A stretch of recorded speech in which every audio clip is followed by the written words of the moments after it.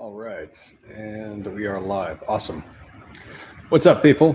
Live streaming again. It is past 10 p.m. East Coast time, 7 p.m. West Coast time. So we had a pretty good audience last time. I'm just experimenting with live streaming, obviously on X. I think at some point there'll be some form of monetization that takes place. So if you're an early adopter, you'll probably have some incentives to keep the momentum going. Are we in Periscope? No, this is not Periscope. This is X. So you guys know the way these go. Just ask questions, I'll answer. We'll go for at least 30 minutes. And if you want to keep going longer, we can go longer. We'll see how the questions go. And I'm less fatigued than yesterday, so hopefully I should be a bit sharper and not so snarky as I was past.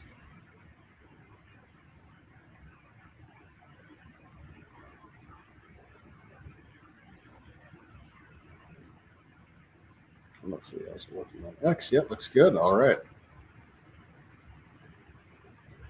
So whoever wants to ask questions first, ask questions first. Like I always say, lots of people watch, only maybe 1% of people ask questions. So you can just hang out, or you can hopefully learn something. I am here for you guys. Preferred cardio. All right, so this question's from Dan. Preferred cardio.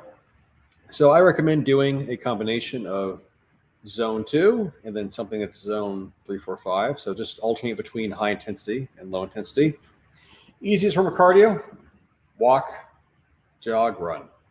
Now, if you can't run because you've got bad knees, get on a bicycle, get on an assault bike. I think the safest form of cardio for high intensity training is going to be the assault bike, echo bike. Of course, if you can sprint, then sprint, but some people can't because of past injuries, because of orthopedic issues. But otherwise, walking, jogging, running really can't go wrong. You can also ruck. Rucking works great. You could also just do an activity. If you want to do an activity that's, I don't know, jiu-jitsu, rolling, something. You just need to get your heart rate up. Are kettlebells a good replacement for running? No, not remotely. You could kettlebell all you want. That will not make you good at running, or vice versa. Those are completely not equivalent to each other in any way, shape, or form.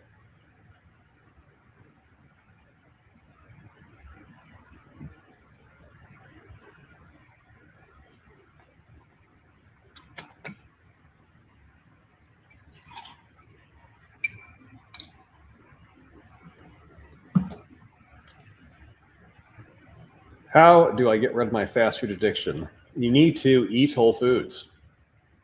A lot of times when people have fast food addiction, where they always are going out driving through, they are poor planners with their actual nutrition. They'll skip breakfast, they'll skip lunch, they'll wait all day to eat. They don't bother meal prepping at all. Basically, they absolve themselves of all responsibility with their actual eating. And then when it comes down to mealtime, oh, well, guess I'll go get fast food. You're setting yourself up for failure by doing that. This is why meal prepping, this is why going to the grocery store and having a fully stocked fridge of healthy foods, this is why those things make a difference.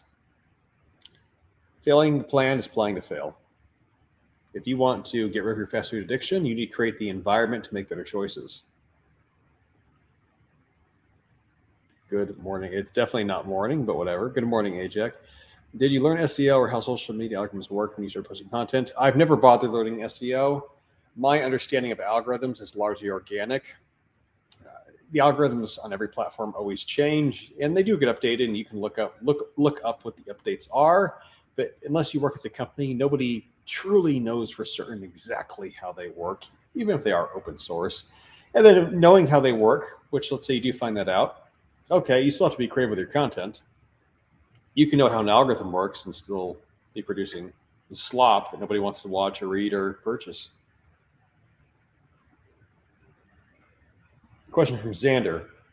Are ab workouts essential to get six-pack abs, or just squeeze my stomach while doing less than stream enough? Arguably not essential, but the abdominal muscles, rectus abdominis, especially the six-pack muscle, it is a muscle group like any other. And if you want to hypertrophy, you want to show when you're very lean, you may have to train directly. And most people find, most natural bodybuilders find that direct ab training is an essential part of contest preparation. So, long answer made short. Yes, train your abs.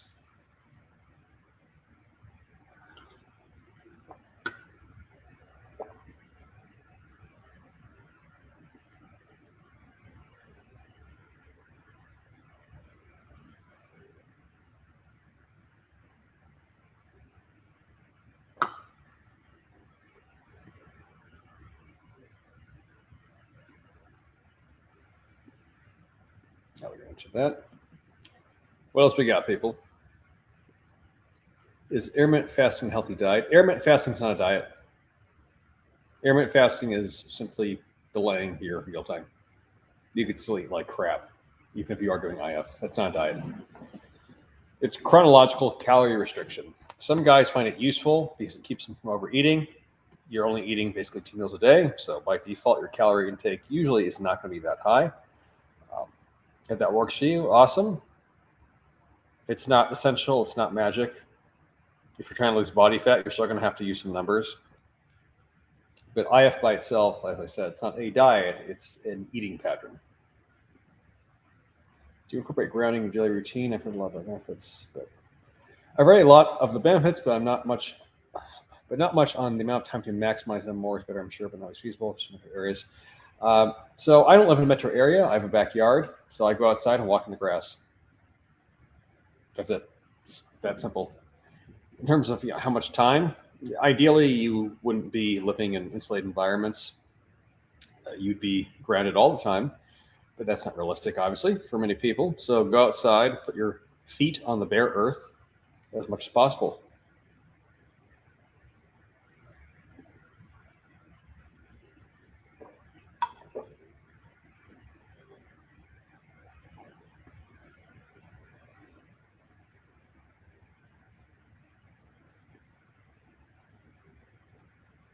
What else?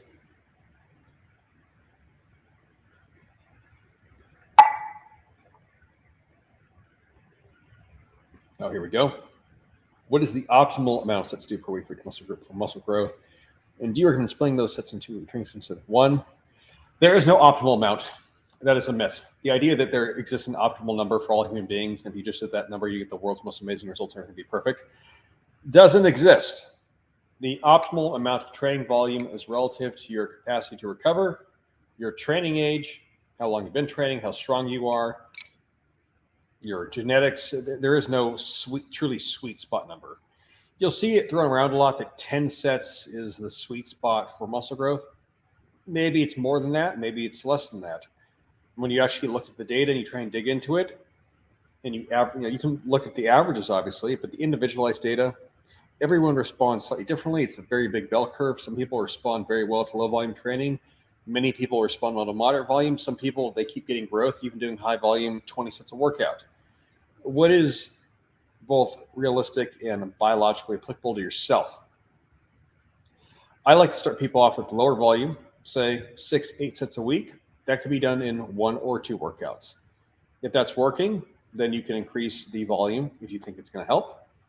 Bump it up by maybe 20%, an extra 2 sets, and maybe do it over 2 workouts. Or you could cycle the volume and do double frequency every other week. That's why I like PPL style splits, because it maximizes recovery. So in terms of an actual number, it could be anywhere from 6 to 20 sets per week. And you'll also find that this, again, as an individual, some muscles on your body will respond to more volume better than others. And also all muscles are different in how fast they recover. Chest recovers the slowest of all the major muscle groups. You're not going to be able to train chest with 25 sets a week. Maybe hypothetically, but if you're training hard, you're a natural guy, taking sets of failure, you're not. Legs can recover a lot faster. A lot of people find that higher volume leg training does work very well. Again, these are the things you have to experiment with and try out. That's why I have so many different programs. There is no ultimate program I have that is the best program out of every program. I've published 40 different training programs that people have used over the last 7 years. And with every program, there's always a few guys, maybe 30% of people that do the program. Amazing, life-changing. And the rest of them, it works pretty good. And some guys, they tried it. Hey, I didn't really like that program, but I like this one. Everything's an experiment. My wife is about to have a baby soon. Can we still have intercourse? Yes.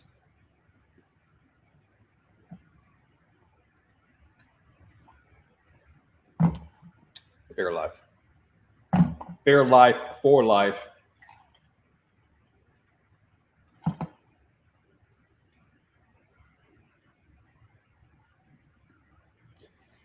Is Fairlife milk going to turn me into a chick? No, but cock gobbling too much esoteric health bra Twitter will turn you into a fag. That definitely will happen. So you should learn some critical thinking.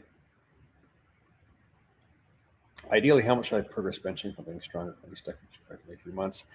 If your bench is stuck at 155, that just tells me you don't know how to train properly. I don't know what you're doing. I don't know what the routine is, but it's very clearly not working. Maybe it's not enough volume. Maybe you're not doing any sort of accessory supplemental work. Maybe you're maxing out every week, but being stuck at a bench press plateau, especially 155. I'm not making fun of you because the weight's not that heavy, but that's a beginner weight. You shouldn't be plateaued at 155 for 3 months in a row. That doesn't make any sense unless your training's just fucked some way. So send me a DM, actually. Let's try and get to the bottom of that. I speak regional Indian language. Apart from Hindi, I would like to propose our YouTube channel where you can record your sessions. I can translate them into my regional language and as well as Hindi, as well as understand. I'm open to connect. If this idea interests you, that actually would definitely interest me. Send me a DM, please, and we can talk about that. Raising Cane's or Chick-fil-A? Definitely Raising Cane's. I've had both. Chick-fil-A is good. Obviously, it has a cult following. People like Chick-fil-A. Raising Cane's, though, let me tell you guys, you want some fucking quality fast food fried chicken. It is fucking delicious.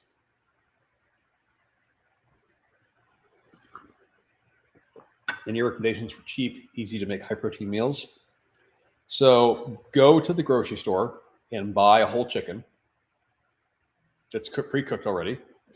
A lot of stores offer these. Pretty good price too, usually not that expensive. And so buy one of those, or you can just get raw chickens yourself and just bake them at home. You'd save even more money. Bake a whole chicken, pull it apart, shred it up, and then make that with rice. Rice is freaking cheap. Get some canned green beans or some frozen vegetables, heat them up, and now you have a well-balanced meal. And it's cheap and affordable. No excuses. I'm pretty lean, but struggling to love handles for calories that cover your both. All right, guys, this is real talk, okay? I'm going to start getting exasperated. I don't mean to, but the reason you can't get rid of your love handles is you are not dieting hard enough. Every guy has, I get this question, I swear to God, every other day. My love handles, I don't know what it is. What it is that you're not actually dieting seriously.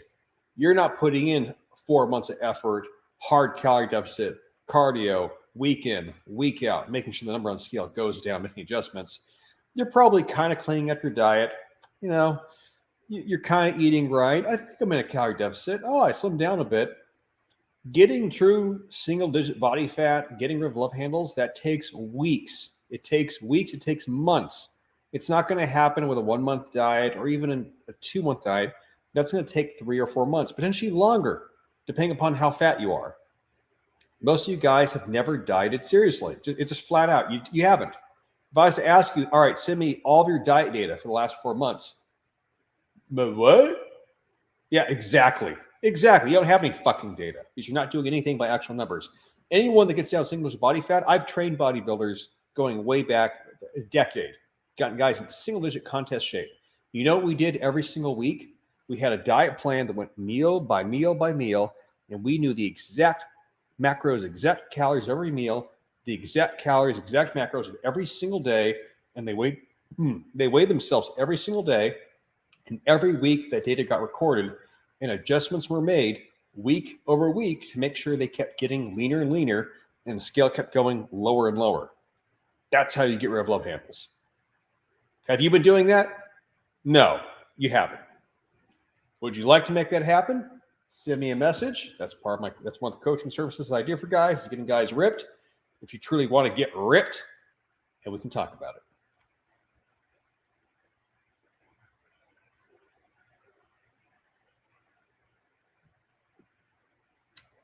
Are you a fan of the Ninja Creamy? I am. I really like the Ninja Creamy. I finally gave into the bro hype, bought one. It's actually really fun to use. So you get some protein powder, you get some of what is it? The sugar-free Jello mix to give it some gelatinous quality to it. You can add in, I guess, your liquid. I use Fairlife milk. You freeze it, you spin it twice, and it comes out tasting pretty fucking good. Definitely a protein hack.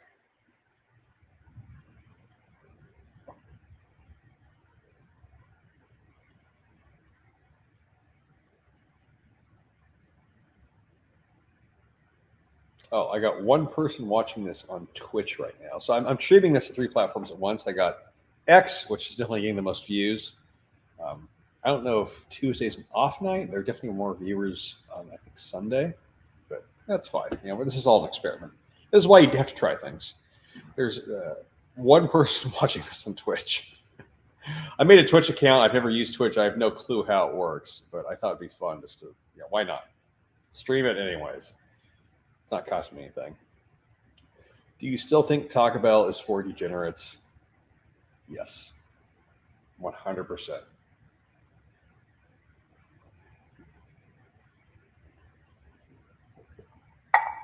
If you are willingly going to Taco Bell and getting food, I really question aspects of your character as a human being. I mean that sincerely. Everyone I've ever known who likes Taco Bell, don't get me wrong, I like Taco Bell. You go there, you can get some fucking Zog slop food and with some crunch. It's good. You hate yourself when you eat it. Maybe I'll do that once a year. But people that get Taco Bell regularly, or they want to go to Taco Bell. Oh, let's get Taco Bell. What the fuck is wrong with you? Because something is wrong with you. I guarantee it. Somewhere in your life, there's a character deficit. Maybe it's a character deficit with other people. Maybe it's something about yourself that you're blind to that's a fatal flaw. But something is fucking wrong with you if you are willingly going to Taco Bell. So you need some deep reflection, do some inner work, solve that problem.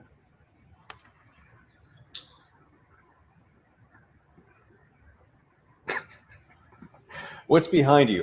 This is the downstairs of the house. So I got a pool table. I got chairs. There's a bathroom. There's a kitchenette. There's a bedroom. Family's asleep, obviously.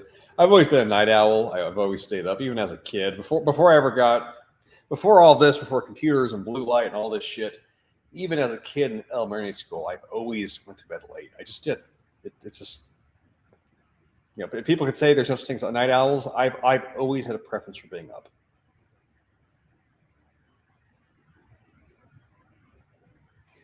Oh, haha! I thought it was some neat.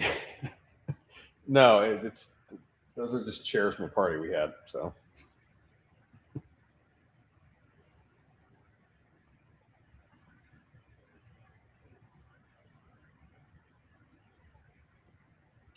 what's your favorite Chevy Chase movie?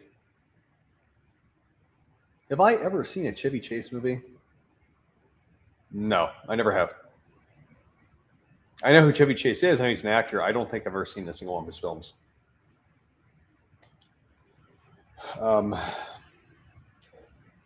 Yeah, never seen any of his films.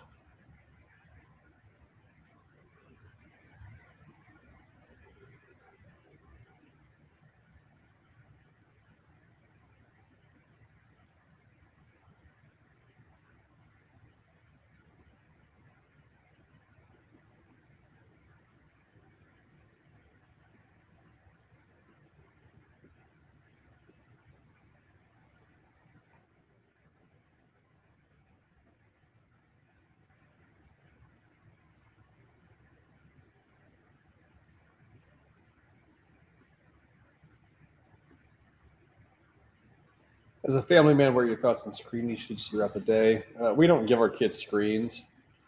They'll watch TV sometimes with their grandparents, but we don't have any screen devices for them. So,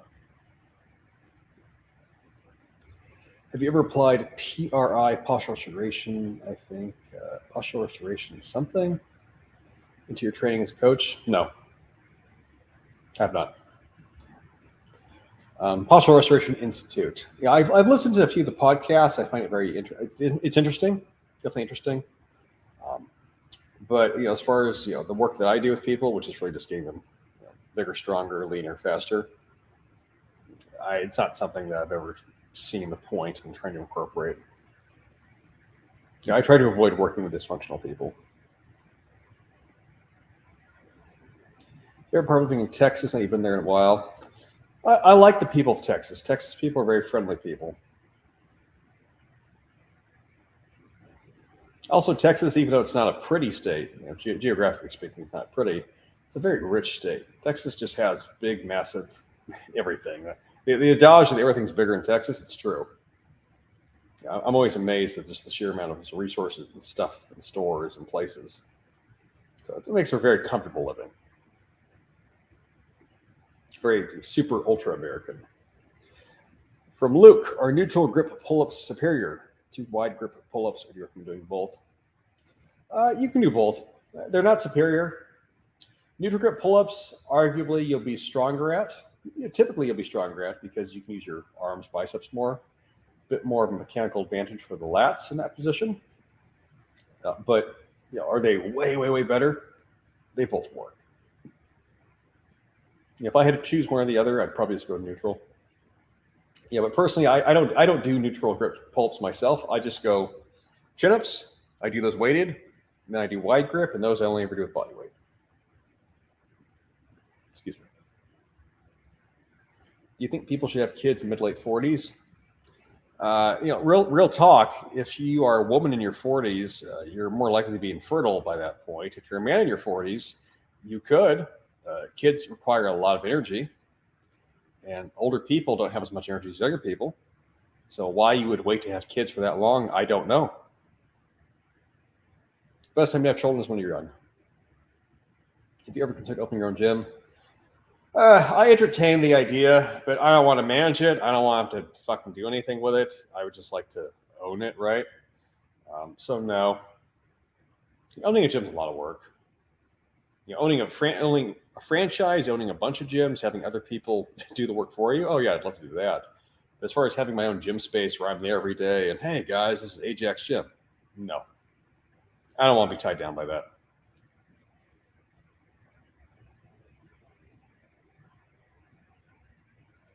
I'd rather have equity in the gym than be the gym owner operator. I've got a lot of friends that own gyms or gym operators. It's never as simple as a business as people think it is.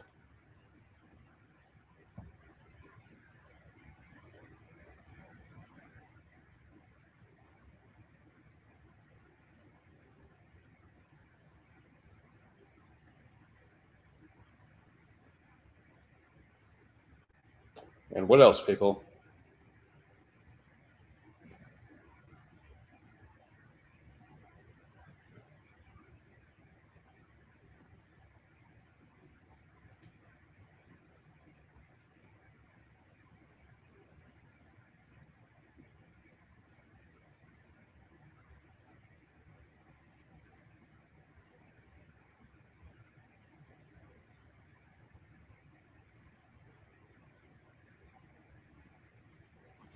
Do you find lifting weights boring after doing it for so long? Do you do anything to make it more enjoyable? Oh, it absolutely gets boring, but that's what makes it effective.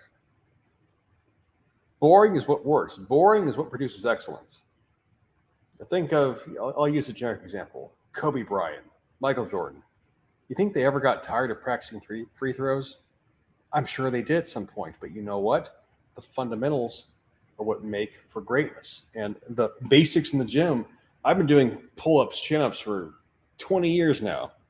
I've gone to the gym to do bicep curls. I've gone to the gym to do a lateral raise. You know how long I've been doing these things? Thousands upon thousands of times, but that's what it takes. That's what it takes to be good at anything. If you can't handle boring, you're always going to be mediocre, period. Yeah, this applies to everything. This is why the gym is a metaphor for life. You're going to, you want to start your own business. You want to be rich. You want to be an owner operator. You want to have employees. You're going to be talking to people, saying the same things, similar conversations for current subjects, day in, day out for the rest of your life. The work may change, that may evolve, but the themes, Those are eternal. So if you want to be entertained by everything all the time, good luck. You're never going to get anywhere that kind of attitude or personality.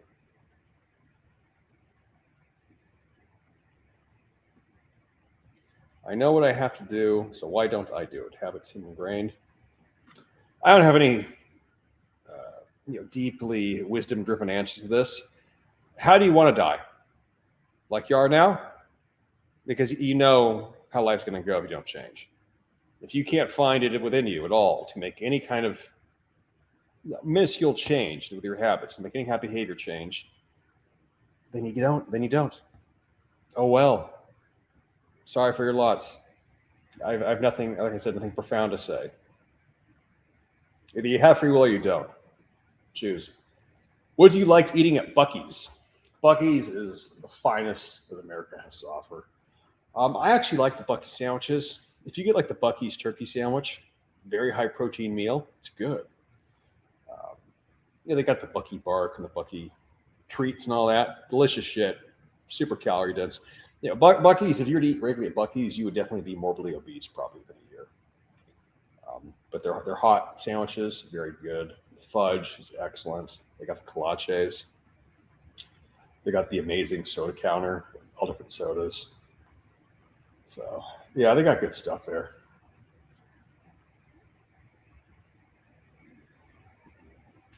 Any tips for nagging tennis elbow? Oh, that's a tough one.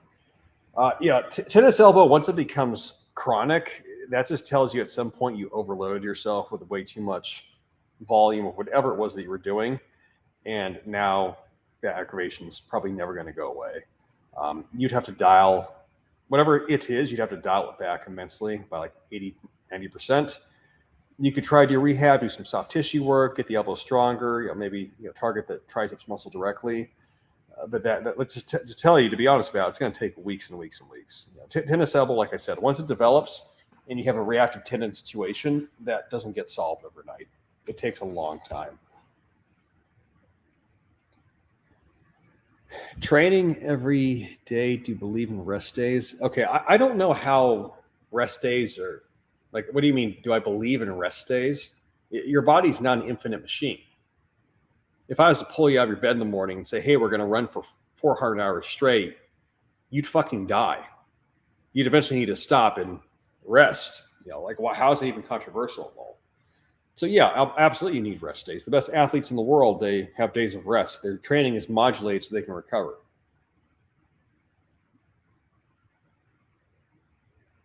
Never saw it until just now, maybe angle lighting, but if you cut your hair, you legitimately look like the Giga Chat photo of him looking off camera. Yeah, I know. I've had people tell me that before, but I'm never cutting my hair. I live fasted, only black coffee because it's like eating a meal at 5 a.m. How badly sustained my gains? It's not, so long as you're eating breakfast afterwards, that's not an issue. If you're fasting and then not eating until 2 p.m., that I would say is going to hinder gains. That's a very long time to go without eating. Recovery is going to be slowed down. But if you truly lift first thing in the morning, as soon as you pretty much wake up, get out of bed to go to the gym, and you have breakfast afterwards, you're fine. How much sun exposure do you try to get dated on the day? What times? I always try to get morning sun exposure, a little bit midday, sunset, maybe 30 minutes to an hour total. Training daily without rest days, do you believe in rest? We already discussed that. Yeah, if you want to train 7 days in a row, knock yourself out. It's a myth that you're going to get. It's a myth that you're going to get faster gains. That leads to burnout very quickly. Yeah, the sports, the athletes that do train every day, their training is modulated with some scientific intuition behind it. It's not just lifting. Lifting 7 days a week is fucking stupid.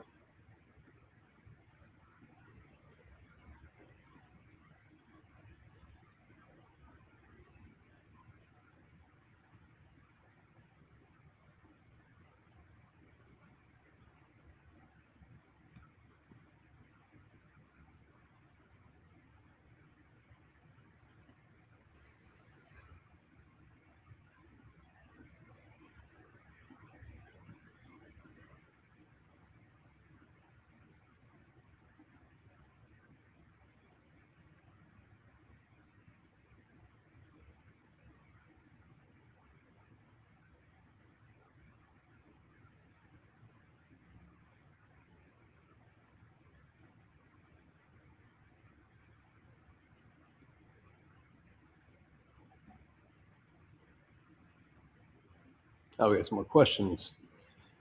Have you ever been KO'd before relating to, I assume, combat sports training? I have not. I've been hit really hard. The hardest I ever got hit, I remember it because I think you always remember it. The guy I was sparring, who's a big guy, he was about my height, maybe a little bit taller, maybe around 6'3", and he was solid like 255, 260. He's a big dude, big black guy. Loved him, one of my favorite training partners ever. But goddamn, could he fucking hit like a truck, that guy. And he got me one time with I remember it was like two right hands in a row, just the right, then the right. And I was like getting, I was knocked out. Like when you get knocked out, like you're out. I was not knocked out. I was in that state where like, I am fucking hurt. Where they hit you so hard, you're not actually in pain. You're just fucking dazed. Like, what the fuck was that? Fuck. You're trying to shake it out. Like I can see, like there's like this tilt to the room. Like that was a hard freaking shot.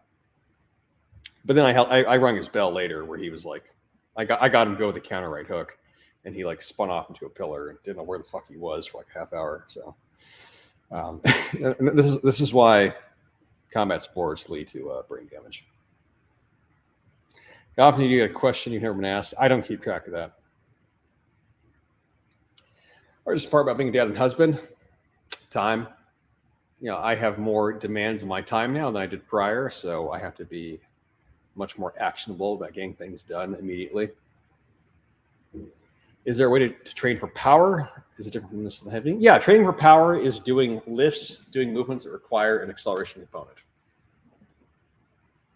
That's it. That's what power training is. So that's stuff like power cleans, high pulls, jumps, throws, sprinting. Sprinting improves power. I'm trying to think of exercises, box jumps, triple jumps, medicine ball throws. All of that, trains power.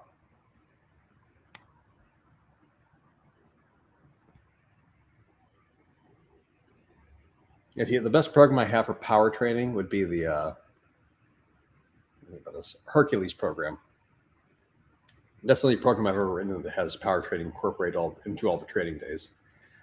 That's a good question, actually. It's not something I do with most people. It's because 99% of people, you're not professional athletes, so it's not a concern. But it's absolutely trainable, 100%.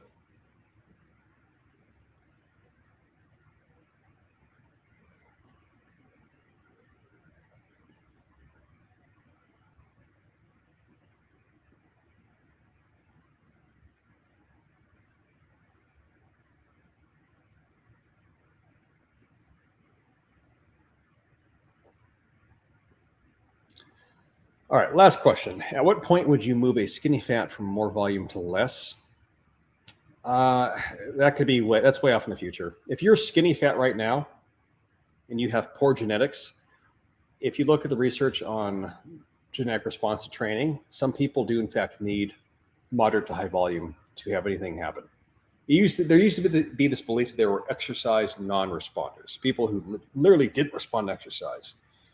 But then over the years, better experiments were run, and it was realized that the people who are exercise non-responders, no one is immune to exercise. Rather, they simply need more exercise, which is unfortunate. Imagine you have a buddy who's training chest and upper body and arms and legs. He's training his body with 6 sets a week, and you follow his program and nothing happens. Oh, I'm a non-responder. No, you simply need more stimulus to prompt a response. Maybe double the amount of stimulus, maybe triple. I have had guys where I recommend that. I've had guys where they do high volume, 20 sets per muscle group a week program, and they finally grow. They just needed a ton of sets. Now, if you're training that way, you definitely are not going to be taking sets to failure. You're going to be leaving reps in reserve. It's more of a pump style of training. And for some guys, it works tremendous. So if you're a skinny fat, you probably will always need more volume, period. You may never go down to low volume.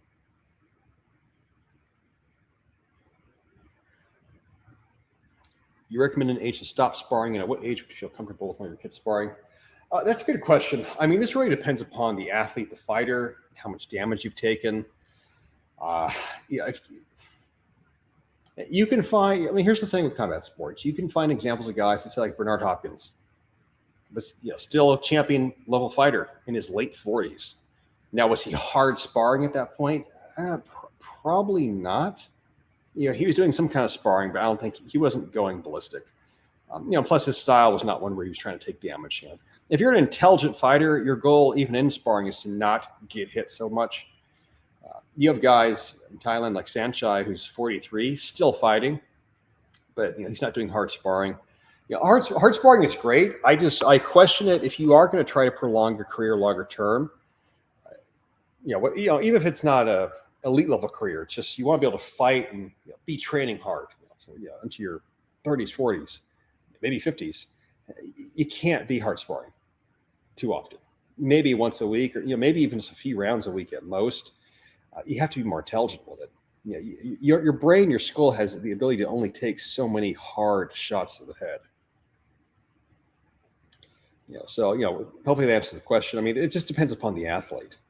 I think for myself, I have, like, in my mind, I'm like, by the time I turn 45, I don't think I'm going to be 50 years old and hard sparring at that point. There's going to become a point where, and you'll know this will happen because it happens to every guy, for every fighter, where you're young and then you get older, but you still got it. Eventually, you're not gonna have it anymore. Maybe it'll be when you're 40. Maybe it'll be when you're 49. Maybe it'll be when you're 50. If there's going to come a day where you get into the ring, it's going to be a sad affair. You're going to be that old guy getting in, kind of getting his ass beat. And it's like, bro, why are you doing this? Like, you got these young guys just fucking ripping you up. Like, what are you doing this for? Like, just take it easy. Like, let's go slow. Let's keep it technical. Let's, no headshots. So I surmise from most guys, it's probably going to be in their 40s. Maybe even sooner. I mean, I've seen guys that have done stupid shit in their 20s and they hit 32 and they already got fucking multiple concussions. It's like, fuck, I can't spar hard anymore. Bro, why are you getting knocked out in training? This is one thing when I was training in Thailand that I really took to heart from the Thais. The Thais, they train really hard. They spar very intensely. They don't ever try to knock each other out in the gym, ever. If you were to do that in a Thai gym, you'd be fucking thrown out. Now, in America, it's the exact opposite. Everybody's trying to fucking knock each other out all the goddamn time. It's fucking shark. It's like chumming for sharks. If you show any weakness, like, some dude's going to try and take your skull off in most gyms, especially MMA. MMA gyms are notorious for this. Guys will be amateur fighters. Maybe they've had 2 or 3 pro fights. They've had 5 concussions. You're killing your career before it even gets going. So it's kind of this cultural problem, though, about American fight culture. I think I answered the question. Oh, as far as having my kids spar, I'd say when they're 10, 11, 12. I mean, if I raise my son up to be a fighter, he's going to have the world's best freaking defense. This is not going to be the Rocky defense of, taking shots with your chin. I hope the guy's fucking fist gets tired of hitting me in the face. That's not how you fight. Do you stop a set when your form breaks down, or do you go until you physically can't, or somewhere between? You stop a set when you can no longer complete a rep with full range of motion form. Meaning, if you're doing a chest press and you're pushing the weight up and down, and I lower the weight and I can barely lock it out, and I know if I go down again, I'm not going to be able to push the weight up, the set's done. Some guys, usually this is more of a beginner problem. They think that training to failure means like you keep doing reps with like the world's worst freaking technique with partial range of motion. Like, no. Training to failure means that every rep has a complete range of motion. When you no longer can complete full range of motion reps with control, the set is done. That's what that means. How do you recommend building a training regimen for specific sports needs?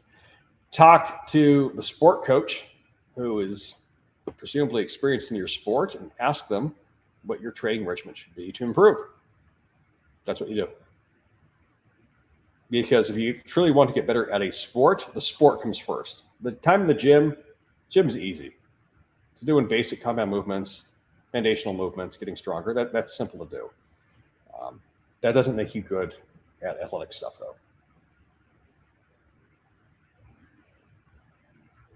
All right, you're 40 minutes in. What time is it? It's 10:51. All right, I guess we'll go to 11. Why not? I said last question. Now we're 3 more questions later. We'll keep going.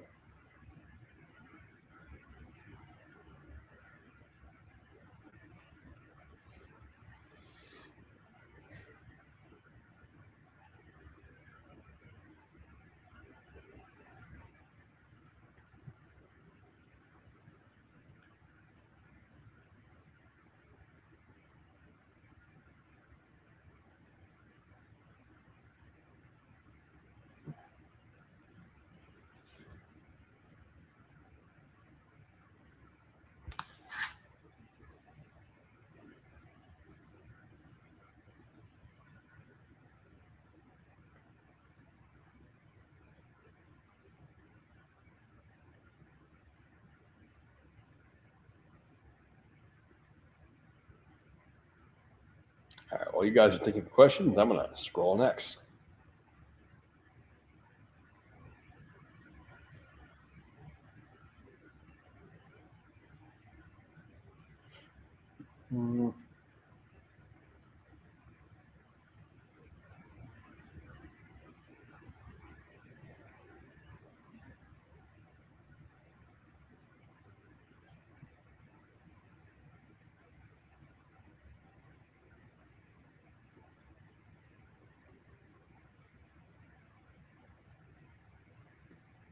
All right, here we go. Any supplements you think most people should be taking? No. What you should be focusing on is whole food intake. Take care of that first. Then supplements, case by case, if there's specific things you want to address. That supplements are great, but why are you taking them? Whey protein's useful. Creatine's awesome, very cheap. A lot of people are deficient in magnesium. You can take magnesium. Do I think everyone should be taking those things? If you want to, if it improves your health, but you have to address your diet first. Like the guy that asked the question a while ago, I have a fast food addiction. You need to unfuck your fucking food choices before worrying about supplements. That's 80% of people. Best exercise for leaping abilities. Practicing leaping. The best way to improve a specific skill is to practice that skill. That's simple. Will you do a Texas meetup event at some point in the future? I think so. I'll probably do something in Dallas. Oh, there was a water bottle. That's empty. Oh, well. Your meetups, what type of things you do? We eat, drink, and be merry. So pay for a ticket next time and show up. Best 3-day per week workout to be fit, lean, and athletic. You have choices. You could do a total body split. You could do a PPL split. You could do upper lower. Pick one. The best one is the one you follow. Like I said, there's no ultimate program. Yeah, and being athletic, I tell you guys, lifting weights in the gym does not make you athletic. Going out and running and sprinting and doing a sport, that's where athleticism shines. Lifting weights is for building muscle and strength, general strength, and then applying it to something else. So you got multiple schedules you could follow. Choose what sounds appealing to you. Yeah, the best program over the long term is the one that you've been doing for years. Yeah, you can find successful people who have done all different kinds of splits.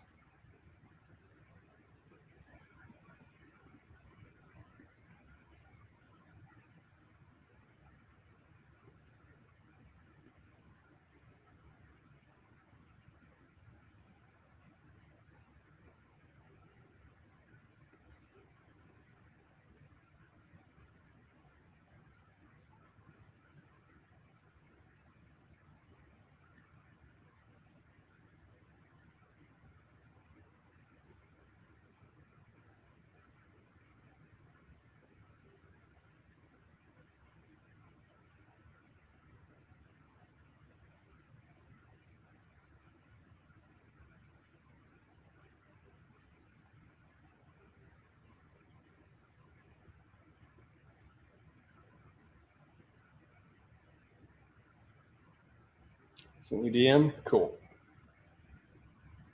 So total body, 2 sets per muscle group is all right. Yeah, that could work. Like I said, total body could work, PPL could work, upper lower could work. Like, what do you actually feel comfortable doing? I could, if you send me a DM, I could send you 3 different training programs that use 3 different training models. They all work. Training, what you discover with training, if you actually are someone who's serious about it, is that it comes down to personality. It's not about the fucking science and studies and all that shit. It's finding a schedule that works based upon principles, and you like doing it. The personality factor is the most important. If you enjoy your training program, you enjoy your schedule, you enjoy your workouts, you'll keep doing it. If you're doing a program and you don't really like it, for whatever reason, it's not your thing, the workouts are too short, they're too long, I feel like I could be doing more or less, I wish I could do this. You have to find something that you enjoy. The likability factor is what makes or breaks anyone's training. And I think we'll end it there. Hopefully that was instructional for you guys. Oh, wait. One last question from Jude Jonas. 3 years consistently working out, which should deadlift and squat standard to be? A good deadlift and squat standard to aim for is having a double body weight deadlift and double body weight squat. If you can do both of those things, you are a strong guy. All right, people. Good talk, gentlemen, and you 5E girls that watch this. Love you all. Talk to y'all again.